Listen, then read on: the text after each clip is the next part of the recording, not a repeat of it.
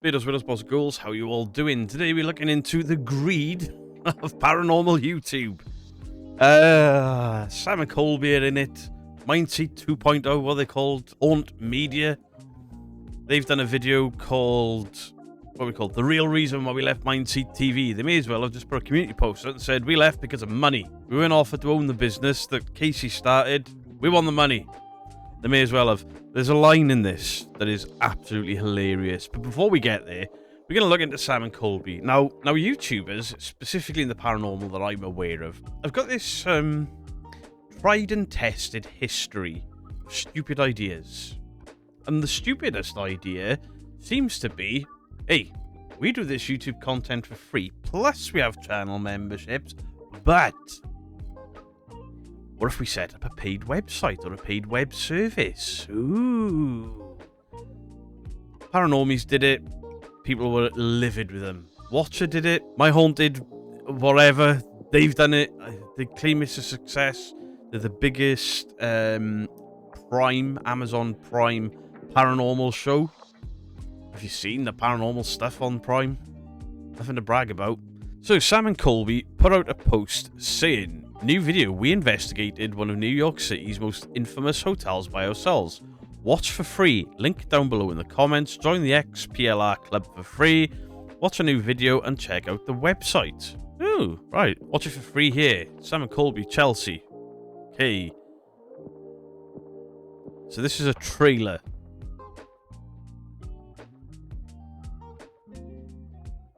Join the XPLR club for free. Let's go.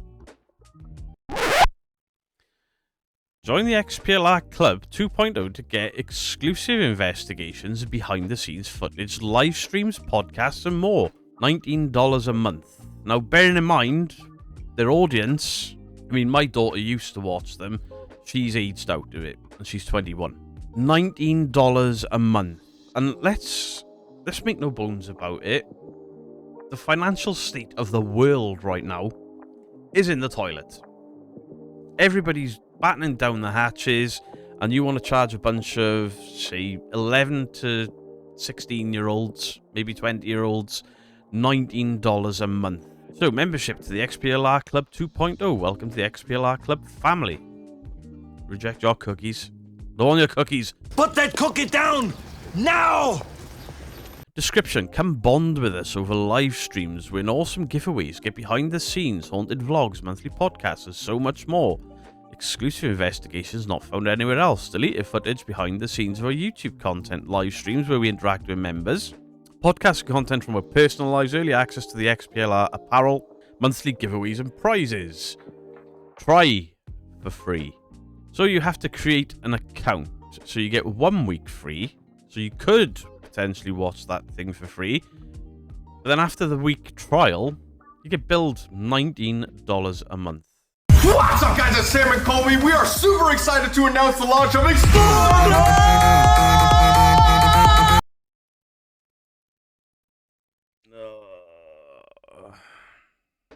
I'm not saying anything. So they've got this XPLR club with his thumbnails and videos and all the rest of it. But the paid one...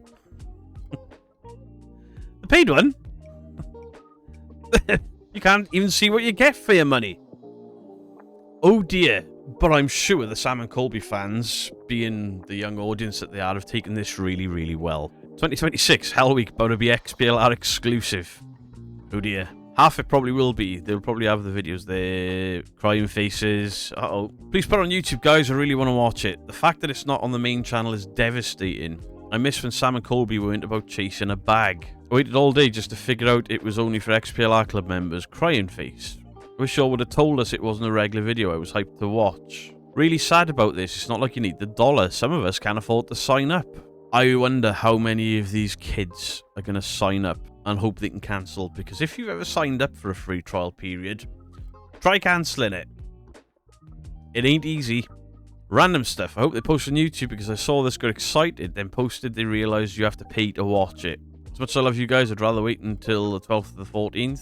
Because ain't no way I'm paying to watch this. This video better be on YouTube. I ain't paying $19. I hope this comes out on YouTube, not just something to get more people to pay for some other membership. Bearing in mind, the XPLR merch, the cost of it, I mean, I hate the cost of my merch. I really do. I wish I could lower it, but it's one of those company. I don't sell the amount of merch where I could bulk buy in and post and sell stuff myself. I don't sell enough to warrant that.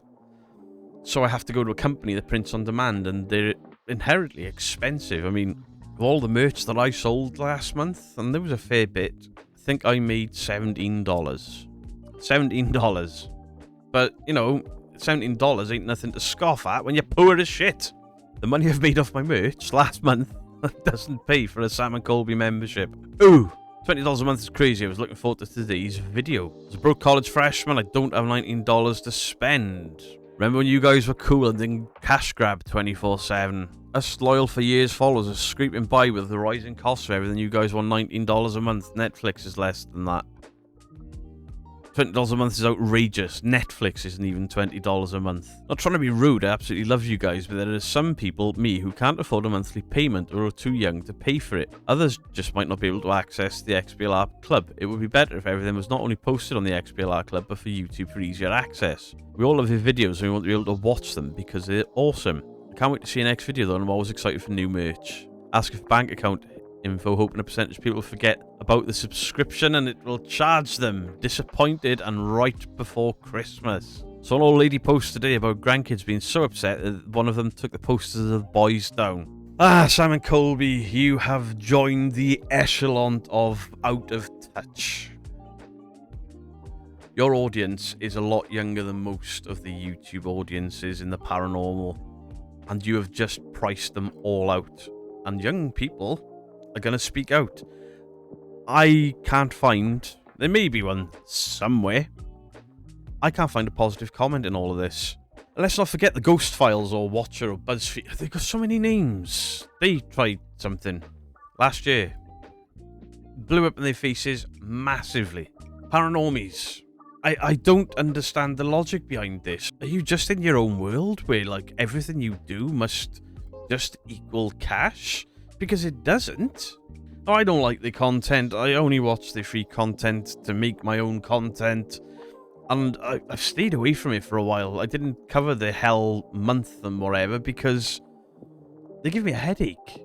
I can't even enjoy debunking them because 9 times out of 10 it's just apps and devices bleeping and them shouting and stuff, and these fast camera bounces and over-exaggerated shouting and stuff. Just, disgusting. So, next up, we've got Mindseed 2.0. I mean, Haunt Media TV. And they do a thing sat at like a park bench or whatever, where they discuss the truth about Mindseed TV while telling no truth about Mindseed TV. They don't say it's fake or anything. But this line has absolutely tickled my pickle. I can't be a social media manager and put short form content out unless we're creating and someone's editing long form content. I can't just regurgitate and refresh and repackage the same ideas over and over again. Yeah. I can't regurgitate, repackage, and refresh the same content again. Take a look at your channel, shall we? Regurgitated. You want to know about regurgitated content, eh? You can't do anything with that. Well, he's still here. I definitely remember the shape debunking that with the footprints on there. You've regurgitated that. She came from the lake. I debunked that. The little head pops out of the lake and you've got the shaky barn. That's Mindseed footage. You've regurgitated that. This is Mindseed shite. Most of your stuff is just Mindseed content. That's all it is. You're regurgitating Mindseed content and then doing these little pieces to camera saying investigations are coming. Well, they're not. And even when you did a live from room 666 Haunted Hotel, you can see how far I've gone there. They just chatting shite and they got a couple of devices laying about. It's lazy content. But yeah, they can't regurgitate content. And they're like, oh yeah, we wanted to be channel owners, we wanted to be this, we wanted to be that. Far be it from me to side with somebody, but when Casey started Mindseed, you pay with nothing to do with it. Mindseed has always been Casey's thing. He employs you guys, and then you're like, yeah, we should be part owners, we should be this, we should be that. I worked for Tesco for 13 years. I didn't rock up at Terry Tesco's house after 13 years and be like, yo, bro, 13 years I've been here getting punched in the face by shoplifters. Give me part ownership. They call the police on me and throw my ass out. Absolute ridiculousness. Just imagine, like, being that entitled. Like, yeah, I worked for you for 2 or 3 years. I'm entitled to a share of your business, sir. You're not. You're not. You're employees. I mean, were you proper employees? Were you on a payroll? Or were you freelancers? But then to say you couldn't stick with Casey because of regurgitating content while regurgitating content. Ah, the mind boggles. I like that saying, the mind boggles. I keep saying it all the time. You know, to me, both of those things just highlight how... to me, both of these things just highlight how out of touch the upper echelons of the YouTube paranormal are. They seem to be so greedy and so self-entitled that they will self-sabotage without being self-aware. It's absolutely insane. There are other people out there that are not in the upper echelons that do it. For example, a small debunking channel, Real Evidence, and we're in the merch right now, did a debunking video on my haunted hotel, or my haunted project, or Danny Moss, whatever, and the argument in the chat broke out was immense. And then there's a post on Facebook, some guy's like, have you seen what the debunkers have done? And for some reason, Danny Moss called my wife a gobshite, even though she hasn't mentioned them anyway in, what, nearly 3 years. His ego is that inflated that he just couldn't let that go. He couldn't forget about it. And this is what really annoyed him. When they went on a Laney and Ben podcast, back when Laney and Ben was still faking shit, my wife said, I'm really disappointed. Calm down, wife. You started a fight there. But it kept going. There was a back and forth with Real Evidence and somebody at the hotel that's probably still Danny. And they're like, oh, Danny's not the face of the hotel. Yeah, he is. He's the main presenter. Danny doesn't own the hotel. No, but when he's the face all over your things... Oh, we've captured all of this footage and Danny wasn't there. He's in most of the frames that Mike showed, grinning. So they have their little spat. Well, I'm just looking at it and laughing, and I only commented on the debunk because the debunk was sound. He found the overlay. No two ways about it. Mike is less confident than I am that he found the exact overlay that they used. Anyway, fast forward to last week. Somebody comments about Real Evidence and me, and Danny's like, yeah, they wouldn't want to bump into me in the real world. Excuse me, Mr. Moss. Have you, as the face of a company that is on Amazon Prime, just threatened me? Now, he did backtrack and say, oh, it's not a threat, just come to one of these. Why would somebody go to one of your buildings when you threaten people that dare speak out about you? Now, you asked why I have never stuck up for you. Here's why, Danny. I was stupid and fell in line with your bullshit. I drank the Kool-Aid. It's a phrase. It's not disrespectful. I thought there was something to that building. It still could be. But then there were some debunks came out and I'm like, it's too questionable for me to say anything. There wasn't like definitive proof, but there was a lot of things to question. You know, it used to be an attraction. Certain things going on. The level of activity, it's ridiculous. But they kept debunking stuff. But we all know other channels that throw out random debunks like giving the dog a bone to ensure they look more legitimate. So Mike catches them with an owl screaming and they're like, yep, that's definitely a ghost. No, it's fucking not. But if you want to know why I completely blanked that project and you, Danny, and why I had nothing to do with you, do you remember one of the experiences I had at your hotel, Danny? It's the one where the doll growled at me. But I said it didn't come from the doll, it came from my right. And I'd already been in that room for I don't know how long. I made you take the plinth apart, I made you take the doll out of the case, all to prove that there was no speaker in there. As far as I was concerned, nothing in there could speak to me. I couldn't find a speaker. The only place I didn't check was the chair next to where I was sat. That growl came out, and a couple of months after my video came out, somebody gave me an episode number of yours, saying that exact growl has come out of that doll before, from the right-hand side where that chair is. Only that episode, I couldn't find it. So here's what I did. I went on Amazon Prime. Now, I'm not going to play any Amazon Prime footage. That's a copyright nightmare, taking something from Prime. Guess what's on Amazon Prime, Mr. Moss? That exact same growl.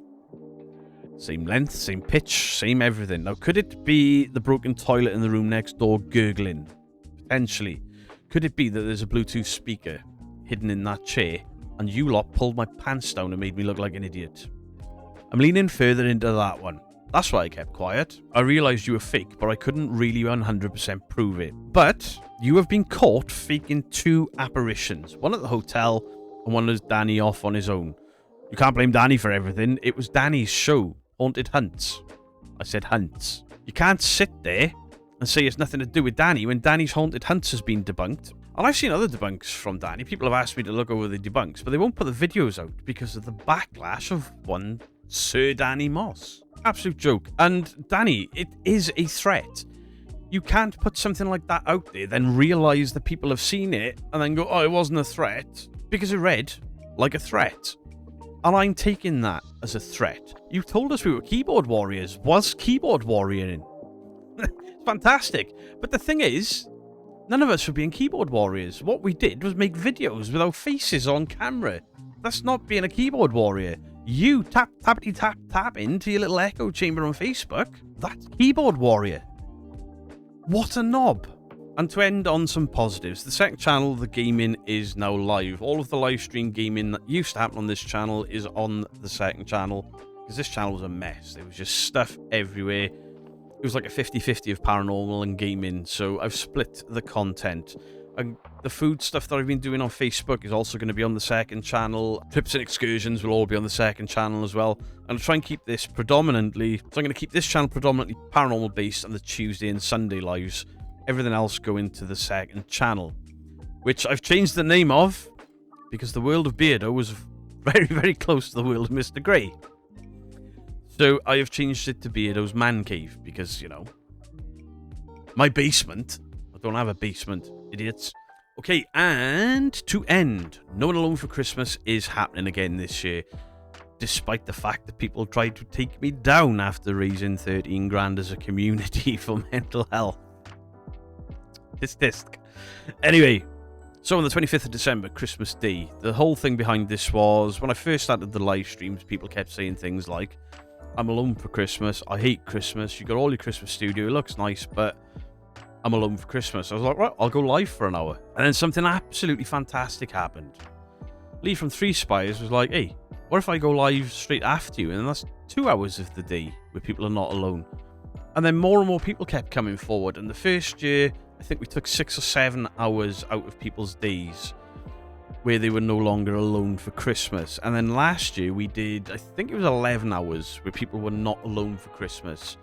These are people with families taking an hour out of their day to ensure that people that are sat at home for Christmas get to say Merry Christmas to somebody, speak to somebody and have a laugh. So whether these guys are gaming or just chatting and reading, completely up to them.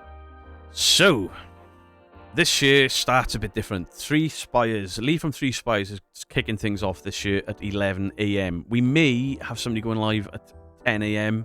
Just waiting for somebody to get back to me. But as it stands, 11 AM, 3 Spires. And then they stream until 12. And at 12, they hand over to me.